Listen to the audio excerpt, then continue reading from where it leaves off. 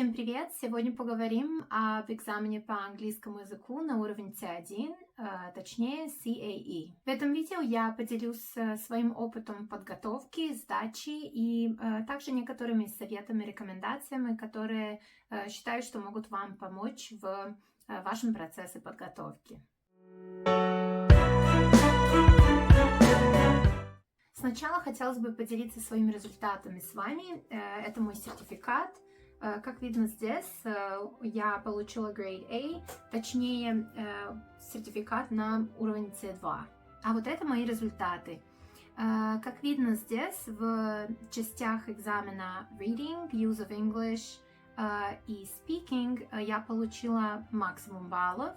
В части аудирования, в listening, я потеряла 1 балл где-то, и в части письма получила 203 из 210.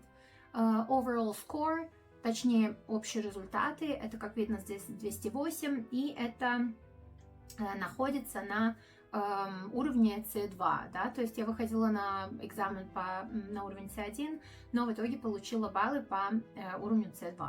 Что касается структуры экзамена, экзамен CAE имеет 4 части. Это Reading and Use of English, то есть это как чтение и такая грамматико-лексическая часть.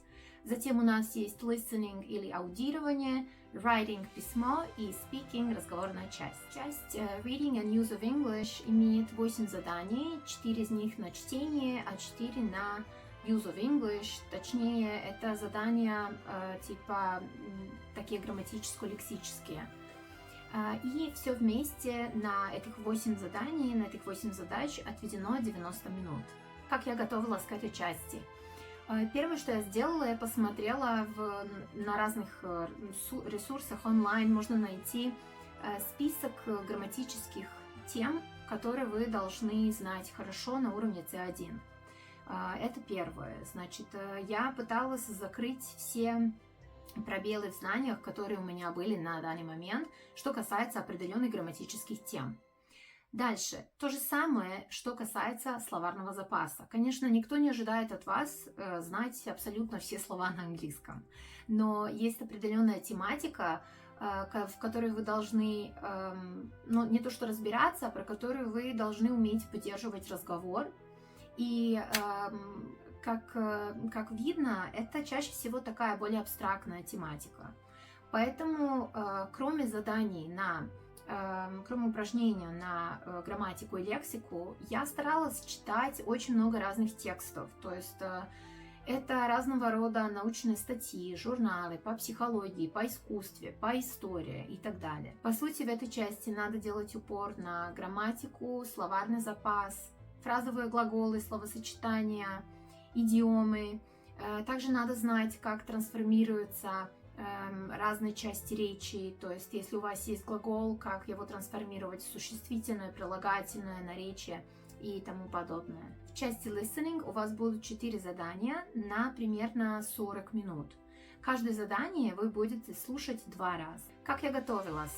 Я старалась очень много слушать. Я слушала разного рода передачи, подкасты, презентации, лекции, как диалоги, так и монологи. Это очень важно, потому что в части аудирования у вас будут разного рода задания. И важно уметь, кстати, очень важный еще момент, важно уметь удерживать внимание достаточно долго и следить за информацией достаточно долго.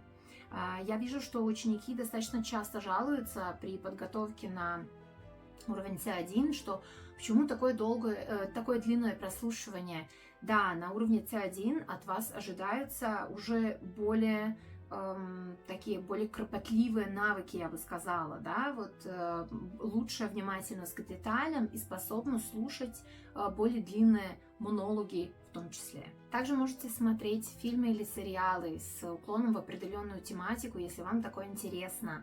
Я, например, очень люблю все, что связано с тематикой медицины, и поэтому с удовольствием, например, могу смотреть доктора Хауса. Еще очень важный навык – это умение слушать и делать заметки одновременно. И в этом плане я рекомендую делать это с YouTube-подкастами. Это было одно из моих любимых заданий при подготовке. То есть я включала свои любимые подкасты и старалась их, по сути, конспектировать. Это очень хорошо помогает, особенно когда надо делать второе задание в прослушивании. У вас будет монолог и предложение. Вы должны слушать, парафразировать то, что услышали, и заполнять пробелы в предложении. В части райтинга, в части письма у вас будет 90 минут, и вам нужно написать два типа письма, то есть два текста. Каждый из них должен быть длиной от 220 до 260 слов. Первое задание — это всегда эссе, а во второй части у вас есть несколько вариантов на выбор. Там может быть a letter or an email, a report, a proposal, a review, and я думаю, это примерно все. По сути, у вас там три варианта, и вы должны выбрать один из трех и также написать текст, да, то есть написать свой ответ. Как я делала, что касается второй части особенно, я выбрала два варианта, к которым очень усиленно готовилась. Для меня это были report и proposal. И я делала очень много таких заданий, да, вот тренировалась. Но еще посмотрела, как выглядит задание на письмо. На всякий случай, ну а вдруг мне нужно будет писать письмо в итоге.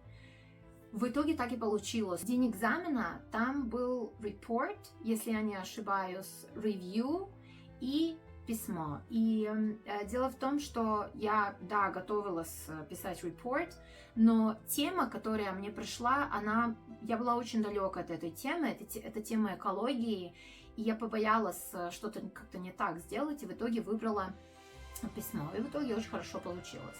Я думаю, что еще очень важно знать при подготовке, что есть 4 категории, да, вот 4 элемента, которые они оценивают. Content, то есть содержание. По сути, они смотрят, правильно ли вы, то есть ответили ли вы на задание.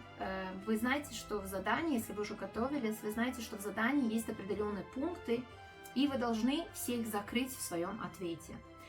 Затем у нас есть communicative achievement, то есть решение коммуникативной задачи. Что под этим имеется в виду? Правильно ли вы выбрали стиль, то есть формальный или неформальный? На уровне C1, это чаще всего формальный стиль. Правильный ли тон, уровень формальности? Подстроились ли вы под целевую аудиторию, которая указана у вас в задании? Третий элемент — это organization или организация текста. Очень важно разделить текст на разные параграфы и как связать их между собой логически. Да? И в этом плане очень важно обратить внимание на всякого рода соединительные слова, логические связки, переходы между этими параграфами и между вашими идеями. И последний элемент — это language, то есть языковое оформление. И по сути тут оценивается, показали ли вы весь свой блестящий словарный запас уровня C1 в своем письме, в своем эссе, использовали ли грамматические конструкции более сложного уровня. То есть если у вас в тексте пассивный залог, условное предложение, инверсии, модальные глаголы и так далее. Как я делала? Я сначала провела достаточно много времени на то, чтобы научиться писать быстро и эффективно план того, что я хочу написать. Потому что я поняла, что если я четко и правильно структурирую план, потом, чтобы написать чистовик, на это уходит гораздо меньше времени. Поэтому я рекомендую всегда сначала потренироваться вот именно в этом. То есть структурированию своих мыслей, как их вы будете распределять в своем тексте. По поводу проверки, я думаю, есть две опции. Одна — это найти себе преподавателя, который будет с вами заниматься именно корректировкой ваших текстов. Второй вариант — это использовать какой-нибудь tool, который сейчас очень много, то есть что-то типа Grammarly или ChatGPT, но использовать их так, чтобы они делали для вас задания, а чтобы вот давать им текст и смотреть, какого рода ошибки у вас чаще всего повторяются, потому что это именно те моменты, над которыми стоит работать. И в части спикинга, то есть в разговорной части, у вас есть примерно 15 минут, в течение которых вы делаете 4 задания. Этих 15 минут, они отводятся на двоих кандидатов, на 2 кандидата. Чаще всего с вами будет еще один кандидат, поэтому 2 кандидата, 15 минут и 4 задания. Я не буду сейчас разбирать задания по спикингу, я хочу сказать только то, что надо иметь навыки участия в диалоге на английском, делать монолог, учитывая материал, визуальный материал, который у вас есть, точнее фотографии. И еще участвовать в дискуссии. Я думаю, это самый сложный этап, самое сложное задание, потому что от вас ожидается умение делать разные вещи на английском, дискутировать, соглашаться, не соглашаться, задавать вопросы, не знаю, вести переговоры и тому подобное. На подготовительном этапе я использовала все, что могла найти, как примеры предыдущих экзаменов. И в начале достаточно часто я себя записывала не на видео, а как просто аудио, потому что мне было интересно знать, укладываюсь ли я во время, которое отведено на каждое задание. Потому что, например, во второй части, во втором задании у вас есть минута, если я не ошибаюсь, минута или 1,5 минуты, чтобы сделать монолог, да, чтобы у вас есть 2 фотографии и есть некоторые вопросы, на которые вы должны ответить. И да, это было очень хорошо, потому что изначально мне реально это было очень мало времени для меня. Я люблю говорить, я люблю разговаривать, рассказывать. И этот шаг, вот такая практика мне помогла лучше структурировать свои мысли и почувствовать примерно, сколько это 1 минута, как это чувствовать и сколько я могу сказать в течение этого времени. Я работаю преподавателем, поэтому я примерно понимала, где нахожусь, что надо улучшать и так далее. Если вы не работаете преподавателем, если вы просто изучаете английский, я рекомендую, наверное, взять себе преподавателя также под эту часть. Это пару уроков, я думаю, более чем достаточно, просто чтобы потренировать вот именно эту разговорную часть и понять примерно, что надо улучшать. Еще по части спикинга я делала такого рода, как облако, тематические облака, и чтобы понимать, какие темы мне нужно закрывать, то есть в каких темах у меня недостаточно хороший словарный запас. Я думаю, что такое задание, оно помогает вам в целом лучше подготовиться, вот буснуть немножко, да, свой словарный запас, и помогает в том числе в части ридинга и листенинга и райтинга. В конце хочу добавить 2 совета. То, что из моего опыта, из опыта подготовки моих знакомых, моих учеников. Первое – это то, что сначала, то есть до того еще, как начнете искать даты и центр, где сдавать экзамен, убедитесь, что у вас действительно есть уровень C1. Многие люди на самом деле приходят на экзамен, но у них нет уровня C1, то есть они имеют очень хороший B2, например, и берут задачу, которая им не по плечу. Поэтому это первый шаг. И второй шаг – подготовка к экзамену достаточно стрессовый процесс. То есть она требует много энергии, много нервов, много времени. И поэтому я рекомендую не готовиться дольше 3 месяцев. Просто потому что очень тяжело все это, находиться в этом состоянии продолжительный период времени. Это все на сегодня. Я надеюсь, видео вам понравилось. В части описания под видео я оставлю вам ссылку на один документ, в котором можете посмотреть все тематики, по сути, которые вы должны уметь закрыть своим словарным запасом, а также грамматические конструкции, с которыми вы должны быть хорошо знакомы на уровне C1.